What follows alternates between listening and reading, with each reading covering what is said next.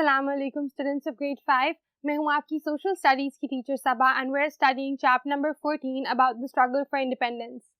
The struggle for independence को हमने cover कर लिया, उसकी सारी निटी-ग्रिटीज के बारे में बात कर ली और आज हमने करनी है उसकी रिव्यू एक्सरसाइज जिसमें हम इसके क्वेश्चंस को आंसर करेंगे। So stay tuned, stay alert and let's get to it. The struggle for independence is a chapter about how the Indians freed themselves from British rule. तो बेशक वो मुसलमान थे, बेशक वो हिंदू थे, उन्होंने किस तरह से ब्रिटिश रूल को ओवरथ्रू किया और वो फिर खुद अपनी कंट्री को रूल कर सके, इंडिपेंडेंट हो सके। उस चैप्टर में हमने ये सब कुछ सीखा।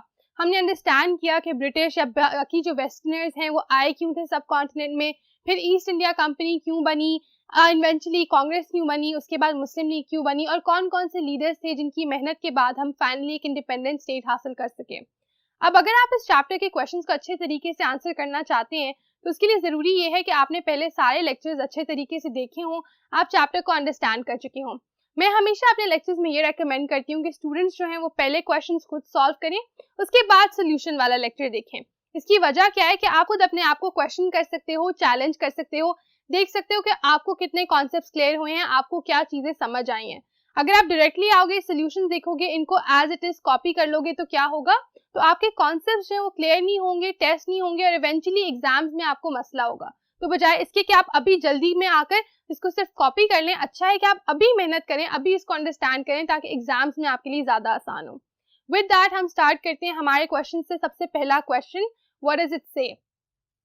Why were the Europeans interested in the east? तो जो यूरोपियंस थे जिनके बारे में हमने डिस्कशन की थी in the very first chapter, in the very first lecture of this chapter, वो क्यों इंटरेस्टेड है सब कॉन्टिनेंट में? इसका एक बहुत डिटेल्ड आंसर भी हो सकता है क्योंकि मेरे पास लिमिटेड टाइम होता है तो my answers are comparatively a little brief, लेकिन इसका हरगिज ये मतलब नहीं है कि आप अपने आप को स्कोप तक लिमिटेड रखें। जितना आप एक्सटेंड कर सकते हैं, जितनी आप इंफॉर्मेशन ऐड कर सकते हैं वो बेहतर है। तो इसका जवाब जो यहाँ लिखा है वो पढ़ लेते हैं। The Europeans were interested in the East because they were impressed by its rich culture which could be seen in their spices, clothes, ornaments and textiles. तो इस वजह से उनको दिलचस्पी थी आपके सब कॉन्टिनेंट में या इंडिया में, जिसको हम यहाँ पर ईस्ट कह रहे हैं, क्योंकि यहाँ पर बहुत ज़्यादा डिफरेंट किस्म का कल्चर था, बड़ा ही रिच कल्चर था। वहाँ के प्रिंट्स, कपड़े, ऑर्नामेंट्स, ज्वेलरी, ये सब कुछ काफ़ी उनको दिलचस्प लगा और उनको लगा कि वो वाकई इन लोगों के साथ ट्रेड करना चाहते हैं क्योंकि इनका डिज़ाइन स्ट्रक्चर, इनकी हिस्ट्री बहुत मुख्तलिफ थी वेस्ट की हिस्ट्री से। तो इस वजह से वो इंटरेस्टेड हुए सब कॉन्टिनेंट में और यहाँ आकर उन्हें ट्रेड करना चाहा, जिस नीयत से वो सब कॉन्टिनेंट में एंटर हुए थे।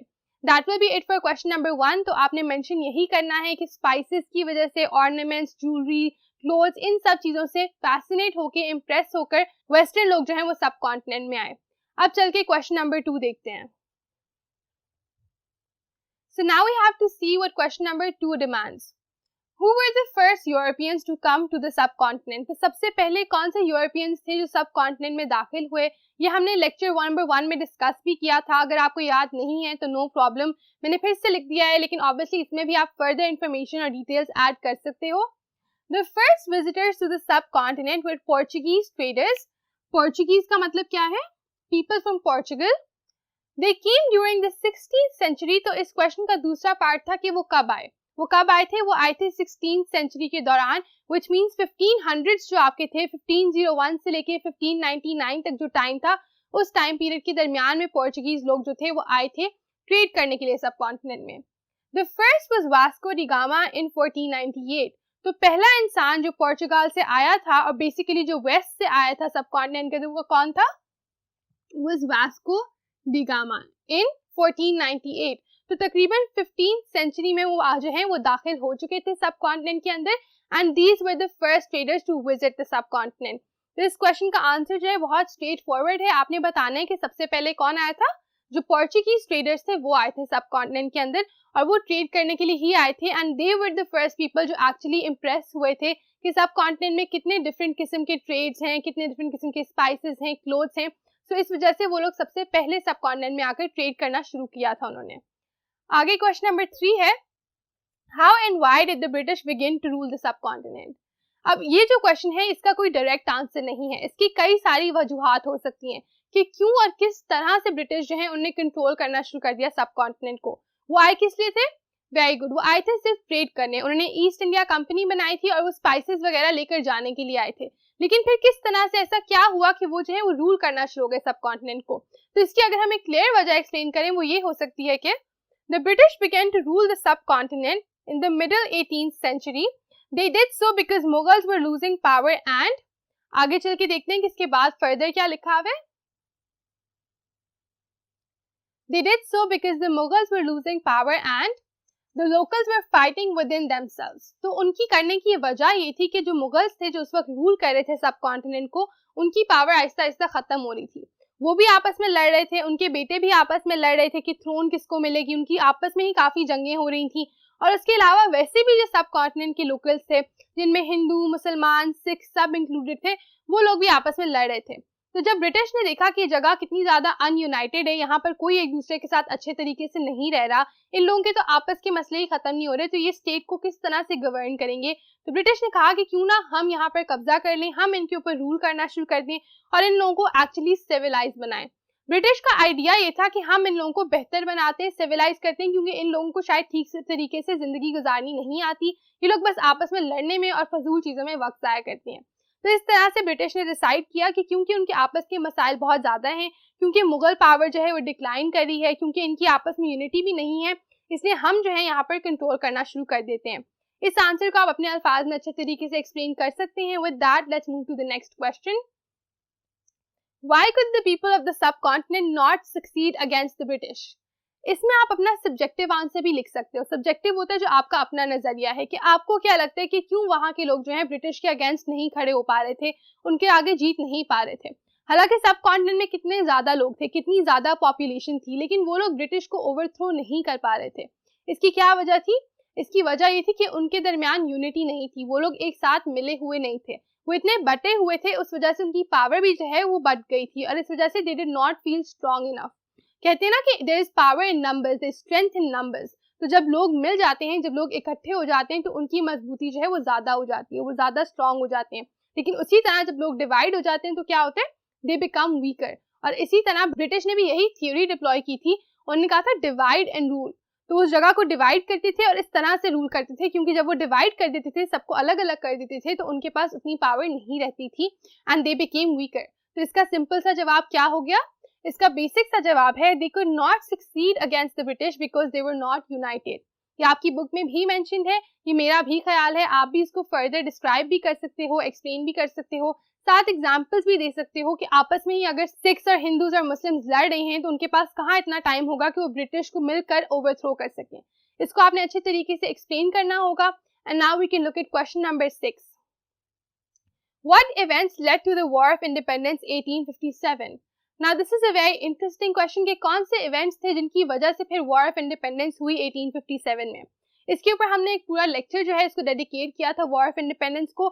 If you want to go back and look at that, that is a good idea. उससे आपको फेयर आइडिया मिल जाएगा कि क्यों हुई थी वॉर ऑफ इंडिपेंडेंस, क्या क्या इवेंट्स थे। मैं एक दफा आपकी याद दहानी करा देती हूँ कि हुआ ये था कि जो लोग थे सब कॉन्टिनेंट के, उनको जब आर्मी में डाला ब्रिटिश ने तो उनको सोल्जर्स बनाया और खुद जो ब्रिटिश थे वो ऑफिसर्स के तौर पर वहां रोल प्ले करना शुरू हो गए। जब ब्रिटिश ऑफिसर्स थे और सोल्जर जो थे आर्मी के वो सारे के सारे हिंदूज, मुस्लिम, सिख्स थे, तो ब्रिटिश ने इवेंचुअली उनसे कहा कि आप लोगों ने ये वाली राइफल इस्तेमाल करनी है जो हम आपको दे रहे हैं। उस राइफल में मसला ये था कि उसकी ग्रीस कार्ट्रिजेस थी जिनको बाइट करना होता था, जिनको आपने मुंह से उतारना होता था उसको यूज करने से पहले, और उन ग्रीस कार्ट्रिजेस के अंदर उन्होंने एनिमल फैट इस्तेमाल किया था। मसला ये नहीं था, मसला ये था कि एनिमल फैट जो था वो दो एनिमल्स का था, एक काउस का और दूसरा पिग्स का। अब काउस जो थी वो हिंदूज के लिए सेक्रेट थी, वो उनकी पूजा करते थे, इस वजह से वो ऑब्वियसली उनको खा या उनको बाइट नहीं कर सकते थे।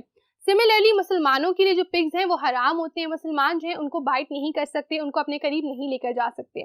तो इस तरह से ये सारा का सारा इशू क्रिएट हो गया जिसमें सोल्जर्स ने इनकार कर दिया इन राइफल्स को इस्तेमाल करने से, और ब्रिटिश ने उनकी जरूरियात को बिल्कुल भी अंडरस्टैंड नहीं किया। ब्रिटिश ने कहा कि वो हर सूरत में यही राइफल्स इस्तेमाल करेंगे। इससे जो सोल्जर्स हैं उनको बहुत ज्यादा गुस्सा आया और उन्होंने फिर इवेंचुअली एक वॉर रेज कर दी अगेंस्ट द ब्रिटिश। शुरू में उनको लगा कि शायद इस वॉर से वो एक्चुअली ब्रिटिश को हरा सकेंगे, लेकिन इसका उनको उल्टा नुकसान ही हुआ। इवेंट्स आपने पढ़े थे वॉर ऑफ इंडिपेंडेंस 1857 के, जिसमें ब्रिटिश जो है उन्होंने बहादुर शाह जफर को भी निकाल दिया जो कि आखिरी मुगल एम्पायर थे उस वक्त के, and then they were able to take control over all of India. इसको पढ़ भी लेते हैं। The British officers made Muslim and Hindu soldiers use rifles with, we need to go ahead to see this.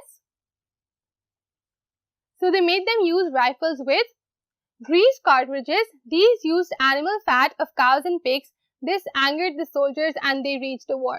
So again मैंने वही चीज explain की है कि वो ग्रीस कार्ट्रिजेस से थी, उनकी वजह से सोल्जर्स को बहुत ज्यादा गुस्सा आया। उन्होंने उनको इस्तेमाल करने से जब रिफ्यूज किया तो ब्रिटिश ने अच्छा रिस्पॉन्स नहीं दिया, उल्टा उनके ऊपर ज्यादा एंगर दिखाया, ज्यादा गुस्सा दिखाया और इससे उन दोनों के दरमियान एक वॉर शुरू हो गई। So you can explain that in your own words and let's see the last question for today's lecture, जो कि है why was the Indian National Congress set up. अब ये आपके लिए मुश्किल नहीं होना चाहिए after the several lectures that we have been through. क्यों की गई थी इंडियन नेशनल कांग्रेस सेटअप? क्योंकि ब्रिटिश जो है वो आहिस्ता आहिस्ता हर जगह का कंट्रोल जो है वो एक्वायर कर रहे थे, हर जगह पर उनका ही रूल हो रहा था, वही कंट्रोल कर पा रहे थे और इसमें जो हिंदूज, मुस्लिम्स, इंडिया के लोग थे उनके पास कोई से नहीं था, वो अपना नजरिया पेश नहीं कर पा रहे थे, उनके पास कोई पॉलिटिकल रिप्रेजेंटेशन नहीं थी, यानी पॉलिटिक्स में उनकी कोई भी नुमाइंदगी नहीं थी। तो इससे क्या हुआ? इससे ये हुआ कि जो इंडियंस थे उनकी ज़रूरियात हैं, उनके जो नज़रिए हैं वो बिल्कुल अंडरमाइन हो रहे थे, उनको कोई इंपॉर्टेंस नहीं दी जा रही थी, जिसकी वजह से उन्होंने डिसाइड किया कि हम एक अपनी पार्टी फॉर्म करते हैं, हम अपनी पार्टी बनाएंगे, वहां पर हम जाकर पॉलिटिक्स में जब मीटिंग्स होंगी तो हम बताएंगे कि अच्छा हम ये चाहते हैं, हमारी ये ज़रूरत है, हमें इस चीज़ की ज़रूरत है, ताकि ब्रिटिश हमें जो है सुन सकें, हमें भी अंडरस्टैंड कर सकें। अब इसका भी कोई प्रोसेस जो था वो आसान नहीं था, काफ़ी मीटिंग्स करनी पड़ी, ब्रिटिश के साथ काफ़ी ज़्यादा आर्ग्यूमेंट्स करने पड़े, डिस्कशंस करने पड़े और फिर कहीं जाकर ब्रिटिश जो है वो मान गए कि ठीक है, आप लोग भी अपनी पॉलिटिकल पार्टी बना लें और उसको उन्होंने नाम दिया इंडियन नेशनल कांग्रेस का। Let's read this. The Indian National Congress was set up to represent Indians in politics. The people believed that having their own political organization could one day lead to self-rule. ये बात उन्होंने obviously British को नहीं बताई थी, लेकिन उनका नजरिया यही था इंडियंस का कि अगर वो अपनी पार्टी एक दफा बना लेंगे तो शायद कोई चांस हो कि वो ब्रिटिश को हराकर खुद वापस अपनी कंट्री को रूल कर सकें। तो उनकी नीयत यही थी कि वो अपनी पार्टी बनाएं ताकि अपने नजरियों को पेश करें, इवेंचुअली खुद इलेक्शंस जीतें, खुद सीट सारी जीत जाएं और खुद रूल करना शुरू कर दें इंडिया को दोबारा से। So that is why the party was formed, to represent Indians and to make them lead to self rule, यानी खुद रूल करने के लिए, उनको इवेंचुअली लेकर जाने के लिए। यहाँ पर हमारे आज के 7 क्वेश्चंस जो हैं वो एंड होते हैं। इसी एक्सरसाइज के 7 क्वेश्चंस अभी बाकी हैं जो कि हम नेक्स्ट लेक्चर में इंशाल्लाह डिस्कस करेंगे। आप इनको अच्छे तरीके से अंडरस्टैंड करें, अपने अल्फाज में डिस्क्राइब करें। तब तक मैं नेक्स्ट लेक्चर में आपसे मिलूंगी और हम बाकी क्वेश्चंस को भी एड्रेस करेंगे। Until then, take care of yourselves. Allah Hafiz.